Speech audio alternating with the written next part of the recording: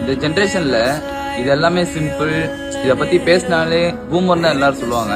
ஆனா இதான் ரியாலிட்டி. அப்படி எல்லாருமே பண்ற தப்பு என்ன தெரியுமா? எந்த பையன் உண்மையா லவ் பண்றான், எந்த பையன் சும்மா லவ் பண்றானே தெரியாம நிறைய எல்லாத்தையும் யோசிச்சு பாருங்க.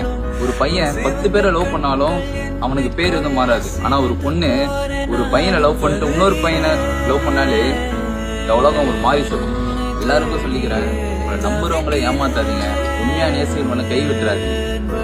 ஏன்னா இப்ப இருக்கிற ஜென்ரேஷன்லாம் அதெல்லாம் ரொம்ப ரேர். அதே மாதிரி பசங்களுக்கும் ஒண்ணு சொல்லிக்கிறேன், ஒரு பொண்ணு நம்மள உண்மையா லவ் பண்றா, நம்மள நம்பி எல்லாத்தையும் பண்றா, அவன் உடல் ரீதியா நம்ம எல்லாத்தையும் பார்த்துட்டோம் பண்ணிட்டோம்னு வைங்களேன், அந்த பொண்ணை தயவு செஞ்சு ஏமாத்தாதீங்க. ஏன்னா பெண் பாவம் சும்மா விடாது. அதே மாதிரி இன்னொன்று தெரிஞ்சுக்கங்க, கர்மா இஸ் பூமராங்.